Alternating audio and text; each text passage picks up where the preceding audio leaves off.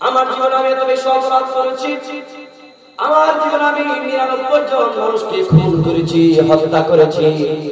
আমার জন্য তওবা করার কোনো সুযোগ আছে কিনা বলো? ওই ব্যক্তির কাছে শরীয়তের কোনো ইলম ছিল না, জ্ঞান ছিল না। তিনি জবাব দিলেন, তোমার মতো পাপিষ্ঠ, তোমার মতো অপরাধী, তোমার মতো নিষ্ঠুর জালিম যেই দিন আসমানের নিচে জমিনের উপর 99 জন মানুষ খুন করতে পারে, তোমার মতো অপরাধী আমার আল্লাহ ক্ষমা করবে না, করবে না। এই কথা যখন বললেন, তিনি রাগান্বিত হয়ে ওই ব্যক্তিকেও খুন করে সেঞ্চুরি পার করে দিয়েছে। বলেন নাউজুবিল্লাহ। 100 ফিলাপ করার পরে তার অনুশোচনা কাজ শুরু হয়েছে। তিনি ক্ষান্ত থাকেন না, তিনি রওনা হয়ে গেলেন। কোন নেককার মানুষের সন্ধান বের হয়ে গেলেন। তিনি খুঁজতে খুঁজতে একজন আল্লাহওয়ালা মানুষের সন্ধান পেলেন। তিনি সেই মানুষটার সুপুর্দ হলেন।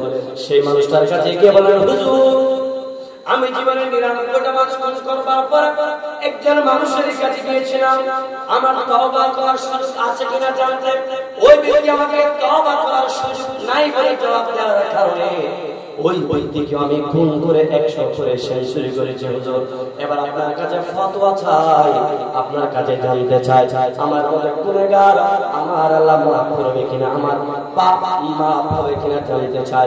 ওই ব্যক্তি আল্লাহর ওলি ছিল, নেককার ছিল, পরহেজগার ছিল, আবেদ সালেহ ভালো মানুষ ছিল। ওই ব্যক্তি চোখ বন্ধ করে বলল, ও বান্দা, তুমি যত অপরাধ করো না কেন, তোমার অপরাধের চাইতে আল্লাহর রহমত অনেক বেশি বড়। ও বান্দা, তুমি টেনশন করো না, তুমি পেরেশানি হয়ো না, তুমি নিজেকে নিয়ে দুশ্চিন্তা করো না। আল্লাহ কোরআনে বলে দিয়েছেন, বান্দারে যত অপরাধ করো না কেন, কোরআনে আল্লাহ বলে দিয়েছেন, লা তাকনাতু মির রাহমাতিল্লাহ। বান্দা যত অপরাধ করো না কেন, আমি আল্লাহ ওয়াদা করলাম তোমার পেরেশানির কোনো কারণ নাই। তোমার গুনাহ যত বড়, আমি আল্লাহর রহমত তার চেয়ে কোটি কোটি গুণ বড়। ওই বান্দা বলল, হুজুর আমি কি করব? ওই ব্যক্তি জবাব দিল, ও বান্দা, 100 জনকে তুমি খুন করেছ, এখন তোমাকে আমি শেষ একটা ফয়সালা বাতিয়ে দিচ্ছি, একটা সমাধান দিয়ে দিচ্ছি। অমুক জায়গার মধ্যে কিছু আল্লাহর খাস বান্দা আছে, যারা সব আল্লাহর জিকির ফিকির করে, নামাজ আদায় করে, কোরআনের জিকির করে, তেলাওয়াত করে। তুমি তাদের কাছে চলে যাও, তাদের কাছ থেকে তুমি তালিম নাও, তওবা করো। তুমি তাদের সাথে মৃত্যু সময় কাটায়া দিবে, তাদের সাথে থাকবে, তাদের সঙ্গ ছেড়ে কোথাও যাবে না।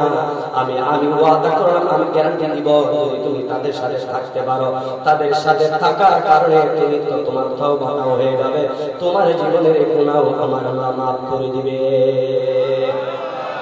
সেই ব্যক্তি রওনা হয়ে গেলেন, মনে মনে তওবা করা আরম্ভ করলেন নিজে নিজে। ওই ব্যক্তিগুলোর কাছে যখন যাওয়া আরম্ভ করলো, তিনি ওই বুজুর্গের কথা অনুযায়ী তিনি তওবা নিজের থেকে শুরু করলেন। এমন ভাবে তওবা করলেন, আল্লাহর দরবারে তওবা করলেন, আল্লাহ, জীবনে বেশি গুনাহ করেছি, যে গুনাহ আল্লাহর কোরআন, আপনার কোরআন সাক্ষী দেয়, গুনাহ যত বড় হোক আপনার রহমতের চাইতে গুনাহ বড় হতে পারে না। আপনার রহমত বড়, এটা আমি বিশ্বাস করি। আল্লাহ, আমি মনে মনে তওবা করা আরম্ভ করলাম, আল্লাহ আমার তওবা তুমি কবুল করো। এমন ভাবে কবুল করো, আল্লাহ জীবনে কোনদিন গুনাহ করব না, এই জন্য তওবা করতে হবে।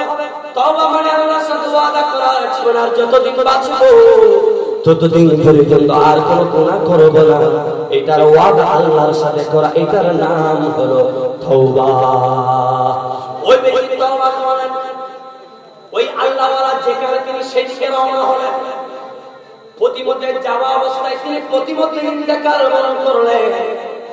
আল্লাহর তরফ থেকে 2 ধরনের ফেরেশতা জমিনের মধ্যে নাযিল হয়ে এলো। এক ধরনের ফেরেশতা আসলেন রহমতের ফেরেশতা, আরেক ধরনের ফেরেশতা আসলেন গজবের ফেরেশতা।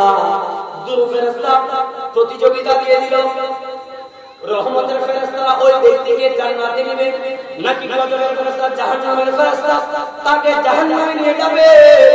দুটোটার তর্ক বিতর্ক শুরু হয়ে গেল। সুবহানাল্লাহ, আর যারা সুবহানাল্লাহ। রহমত এবং গজবের দুটো ফেরেশতার মধ্যে তর্ক বিতর্ক। রহমতের ফেরেশতা বলে আমরা নিয়ে যাব, গজবের ফেরেশতা বলে না না, যে ব্যক্তি জীবনে 100 জন মানুষকে খুন করেছে সেই ব্যক্তি কখনো জান্নাতি হইতে পারে না। আমরা তাকে জাহান্নামে নিয়ে যাব। আমরা জাহান্নাম থেকে এসেছি তাকে জাহান্নামে নিয়ে যাওয়ার জন্য। রহমতের ফেরেশতা বলে না না, ও জাহান্নামের ফেরেশতা তোমরা শুনে রাখো, ইনি দুনিয়াতে 100 মানুষকে খুন করেছে, কথা বাস্তব। কিন্তু তোমরা এটা জানো না, তিনি যখন আল্লাহর দরবারে তওবা করেছে, আমার আল্লাহ তো কোরআনে কারীমের মধ্যে আয়াত দিয়ে দিয়েছে, লা তাকনাতু মির রাহমাতিল্লাহ। আল্লাহ বলে বান্দারে গুনার পরিমাণ যত বেশি হোক না কেন, তুমি গুনার পরিমাণগুলো নিয়ে পেরেশানি হয়ে না, চিন্তাগ্রস্ত হয়ে না রে বান্দা। আমি আল্লাহর কাছে যদি মাপ চাওয়ার মতো চাইতে পারো, আমি আল্লাহ ওয়াদা করব তোমার জীবনের সমস্ত গুনাহগুলোকে মাফ করে দিব। রহমতের ফেরেশতাগুলো বললেন, ও ফেরেশতারা রে, আল্লাহর কোরআনটা তোমরা দেখো। এই ফেরেশতারা এই মানুষটা এই আল্লাহ ওয়ালাদের কাছে যাবার প্রতিমধ্যে তওবা করেছে, আল্লাহ ওয়াদা করেছে। এই জন্য আমরা এই রকম এই মানুষটাকে জান্নাতে নিয়ে যাওয়ার জন্য আসলাম। তবুও জাহান্নামের ফেরেশতারা মানে না, বলে যে না আমরা মানব না। দুরূহ ফেরেশতা একত্রিত হয়ে আল্লাহর দরবারে চলে গেল। আল্লাহর দরবারে গিয়ে বিচার দিলেন, আল্লাহ আপনার একজন বান্দা 100 জন মানুষকে খুন করেছে, ফয়সালাটা আপনি দেন, সেই জাহান্নামে জান্নাতি আপনি বলেন। আল্লাহ বলেন, ফেরেশতারা আবার জমিনের মধ্যে চলে যাও, তোমরা ওই ব্যক্তির জায়গাটা মেপে দেখো। আল্লাহ কি মাপ বলতে, যেই বান্দা তওবা করার জন্য আল্লাহ ওয়ালাদের কাছে যাচ্ছিল, সেই পথের দূরত্ব আর জাহান্নামের দূরত্ব কতটুকু তোমরা মেপে দেখো।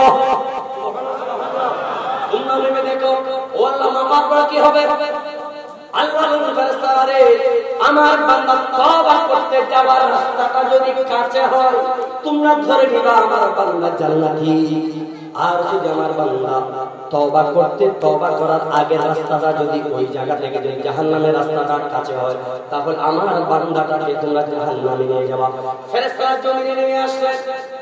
জমিনে নেমে আসার পরে মাপ দিয়ে দেখলো ওই ব্যক্তি যিনি 100 মানুষকে খুন করেছে, তিনি খানাতুন শুকনা শ্বাস করে খানাতুতে তিনি তওবা করেছেন এবং আরো বেশি জীবনের শেষ সময় কাটানোর জন্য আল্লাহ ওয়ালাদের নিকট তিনি যাচ্ছেন। তিনি আল্লাহ ওয়ালাদের কাছে পৌঁছানোর জন্য মাত্র আর এক বিগত সমপরিমাণ জায়গা বাকি আছে। আল্লাহ পয়সা দিলেন, বান্দারে আমি আল্লাহ ডিংলার শুনছিলাম, আমার এই বান্দাকে আমি আল্লাহ মাফ করে দিলাম। সুতরাং রহমতের জান্নাতের ফেরেশতারা আমার বান্দাকে জান্নাতে নিয়ে যায়। শেষবারের মতো আরেকবার বলেন, আমাদের গুনাহ বড় নাকি আল্লাহর রহমত বড়? জোরে বলেন, আল্লাহর রহমত বড় না গুনাহ বড়? এই জীবনে যত গুনাহ হয়েছে, পেরেশানির কোনো কারণ নাই। কোরআন আমাদের পক্ষে আছে না নাই?